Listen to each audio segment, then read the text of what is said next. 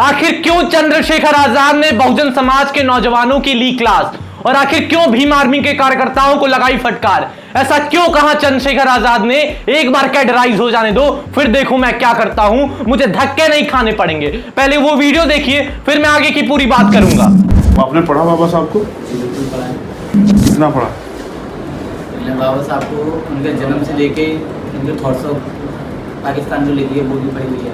Thoughts of Pakistan पढ़िए। हम यहाँ से शुरू करेंगे। काशीराम साहब की जयंती बताओ कब होती है? जन्म तिथि आप बताओ, बताओ।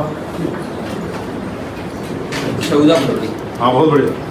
आप बताओ, आप बताओ। हैं 15 फरवरी।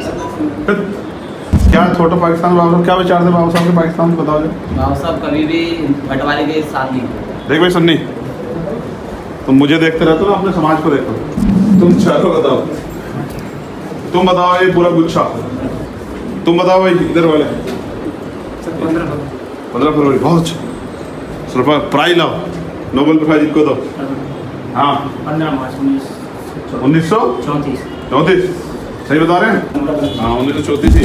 देखा इस वीडियो को, चंद्रशेखर आजाद बात कर रहे हैं भीम आर्मी के कार्यकर्ताओं से, आजाद समाज पार्टी के पदाधिकारियों से, और सवाल पूछ रहे हैं। अगर आपने वीडियो को ध्यान से सुना होगा, देखा होगा, तो आप समझ गए होंगे सवाल को, लेकिन मैं फिर भी बता देता हूं। पहला सवाल था कि काशीराम की जयंती कब मनाई जाती है, काशीराम का जन्मदिवस कब है, ये सवाल था। दूसरा सवाल कि बाबा साहब की जयंती कब पड़ती है, बाबा साहब के बारे में आप क्या जानते हैं, बाबा साहब की किताबें आपने कौन कौन सी पढ़ी हैं, आर्टिकल 1 क्या कहता है, संविधान के बारे में कितना जानते हैं।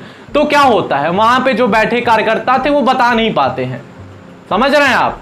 वो कार्यकर्ता बता नहीं पाते हैं, इसलिए चंद्रशेखर आजाद काफी नाराज भी होते हैं, अंदर से दुखी भी होते हैं, लेकिन उनका हौसला अफजाई करना चंद्रशेखर आजाद का काम है। इसीलिए चंद्रशेखर आजाद ने कहा कि एक बार आप लोग कैडराइज हो जाइए, तब देखिए मैं कभी झुकूंगा नहीं, मैं किसी के सामने धक्का नहीं खाना पड़ेगा मुझे, और फिर देखो मैं क्या करता हूं। मतलब पॉलिटिकल पावर में आने की बात हो रही है। जब पूरा समाज कैडराइज हो जाएगा, जब एक एक बंदा, एक एक लोग समाज के जान जाएंगे बाबा साहब के बारे में, काशीराम के बारे में, महापुरुषों के बारे में, उन्हें पता चल जाएगा क्या सही है क्या गलत है, तब वो लोग अपने वोट का इस्तेमाल सही जगह करेंगे, तब हमारा पॉलिटिकल पावर बनेगा, हम पॉलिटिकल पावर में आएंगे। इतिहास गवाह है कि मैदान में योद्धा उतरते तब जीतते, और जिनसे लड़ रहे हैं संघ और आदर्श से, उनके बच्चे शाखाओं में जाते हैं, 5 बजे शाखा लगाते हैं।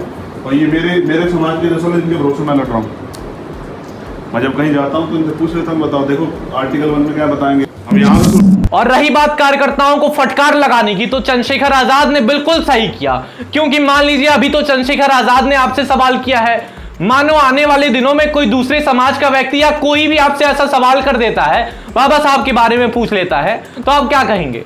आप तो नहीं बता पाएंगे। तो इससे आपकी बेइज्जती नहीं होगी, पूरे बहुजन समाज की बेइज्जती होगी, और पूरे अंबेडकरवादी कौम की बेइज्जती होगी। इसीलिए मैंने पिछले कुछ वीडियो में कहा था कि आपको बाबा साहब के बारे में जानना है तो एक बाबा साहब की किताब है, बायोग्राफी है, वो धनंजय कीर की है, मैंने दिखाई भी थी उस बुक को। ये किताब बाबा साहब के बारे में है, जीवन चरित्र है, बायोग्राफी है, वेरीफाइड बायोग्राफी है। इसमें बाबा साहब के बचपन से लेकर, जवानी से लेकर देहावसान तक की इसमें पूरी कहानी है। आप इस किताब को पढ़िए। डॉक्टर बाबा साहब अंबेडकर जीवन चरित्र धनंजय कीर ने इस किताब को लिखी है।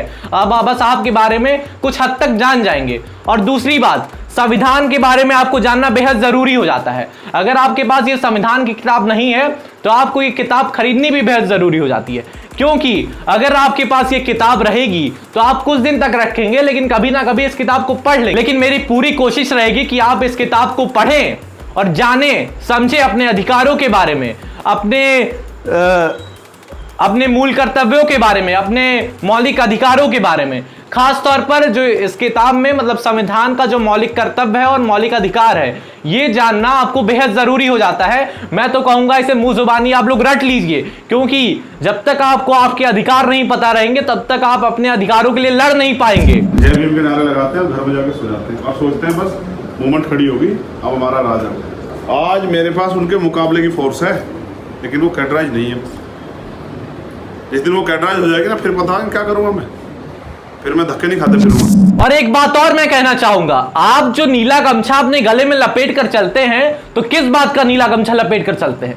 मैं कहता हूं कि अगर आप नीला गमछा लपेट कर चल रहे हैं तो आपके ऊपर एक बहुत बड़ी जिम्मेदारी हो जाती है। आप बाबा साहब के अनुयायी माने जाते हैं और कोई भी आदमी आपसे सवाल पूछ सकता है, बाबा साहब के बारे में पूछ सकता है, महापुरुषों के बारे में पूछ सकता है, यहां तक कि आपका संविधान, आपके संविधान के बारे में पूछ सकता है, जिसके आप लोग दुहाई देते हैं, जिसके आप लोग नारे लगाते हैं, संविधान जिंदाबाद के आप लोग नारे लगाते हैं, इसमें कोई दो राय नहीं है। आप लोग जय भीम का नारा बोलते हैं, तो सिर्फ जय भीम के नारे बोलने से आप जय भीम मतलब अंबेडकरवादी नहीं हो जाते। अंबेडकरवादी का मतलब यह होता है आप बाबा साहब के बारे में कितना जानते हैं, देश के प्रति आपका लगाव कितना है, देश के प्रगति में कितना आपका योगदान है, समाज की भलाई में कितना योगदान है आपका, समाज के लिए आप कितना काम कर रहे हैं, समाज को कैसे एकजुट करने का काम कर रहे हैं। यह होता है अंबेडकरवादी होने का मतलब।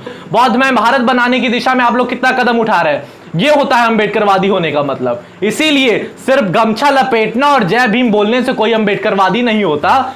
इसीलिए मैं कहता हूं आपको यह किताब पढ़ना पड़ेगा। मैं क्या कहता हूं, सारे लोग ये कहते हैं, जो भी समाज के एक बड़े ओहदे पर है, अच्छे खासे नेता हैं और पत्रकार हैं, जो अपने समाज के काफी, जैसे सुमित चौहान है, ये भी अच्छी पत्रकारिता करते हैं, ये भी यही सलाह देते हैं कि आप लोग पढ़िए, अपनी एक इकोनॉमी खड़ा करिए, तब आपका समाज मतलब बहुजन समाज एक स्टेबलिस्ट हो पाएगा और समाज में अपनी एक पहचान दे पाएगा। लोग आपसे तब कंपेयर करना शुरू करेंगे कि यार हमको तो बहुजन समाज के उस लड़के की तरह बनना है, हमको तो बहुजन समाज की उस लड़की की तरह बनना है, उस समाज का वो बच्चा तो बहुत ताकतवर है, बहुत पढ़ने में तेज है। तब जाकर हमारा समाज आगे बढ़ेगा, तब आपका अंबेडकरवादी होना एक सफल अंबेडकरवादी कहलाएगा। पहले आप मूवमेंट के बारे में, मिशन के बारे में जानते हो, ये पटके डाल के कहाँ घूम रहे हो। अभी आप मुंह से अंबेडकरवादी हो, शरीर से कौन से वादी हो, दिमाग से कौन से वादी हो, दिल से कौन से वादी, ये भी नहीं पता। एक बात और मैं कहना चाहूंगा अपने समाज से, बहुजन समाज से, ये सारे लोग कहते हैं, चंद्रशेखर आजाद ने भी इस बात को कहा कि अपने समाज के लोग शराब पीते हैं, नशा करते हैं। तो किस बात का नशा कर रहे हैं आप? आपको नशा करना भी है तो अपने काम का नशा करिए। जिसको अपने काम से नशा होता है वो किसी दूसरे नशे के पीछे नहीं भागता है। आप लोग, अगर कोई शराब पीता है, मेरा वीडियो देखने वाला शराब पीता है, या तो वो शराब पीना छोड़ दे या मेरा वीडियो देखना छोड़ दे, क्योंकि मैं नहीं चाहता हूं कि बहुजन समाज का कोई भी व्यक्ति किसी भी प्रकार का नशा करे, ना दारू पिए, ना शराब पिए, ना किसी भी तरह का, ना गांजा पिए, ना भांग पिए, ना कोई धूम्रपान करे, सिगरेट पिए, कुछ नहीं। मैं बिल्कुल नहीं चाहता हूं कि अपने समाज का कोई भी व्यक्ति ऐसी नशीली चीजों का सेवन करे।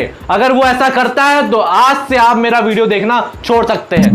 देखो कितने अच्छे हैं, यहाँ के जाने के बाद इनमें से सब तो नहीं, लेकिन 10% लोग ऐसे होंगे जो जाके शराब पियेंगे और शराब पी घर में जाकर पड़ेंगे, और ये समाज बताओ कैसे बदल जाएगा।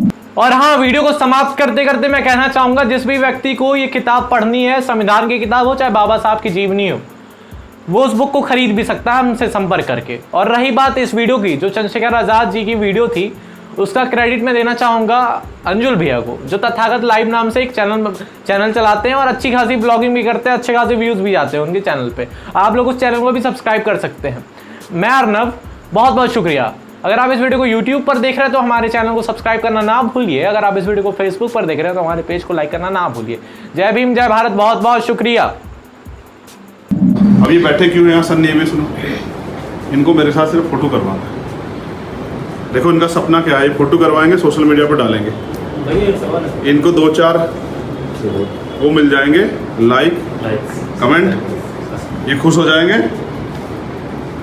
इतना इनका सपना है। जैसे हर व्यक्ति का होता है ना कि मुझे 10वीं करनी है, 12वीं करनी है, मुझे ग्रेजुएशन करनी है, पोस्ट ग्रेजुएशन, कोई LLB करना चाहता है, कोई जो है PhD करना चाहता है। इनके सपने हैं फोटो खिंचवाना। बस इस फोटो के लिए मेरी गाड़ी के पीछे भागते हैं। मतलब ये गिर जाए मोटरसाइकिल से, मैं डरता रहता हूँ किसी को चोट ना लग जाए। इन्हें फ़र्क नहीं पड़ता, बस इन्हें फ़ोटो कराना। और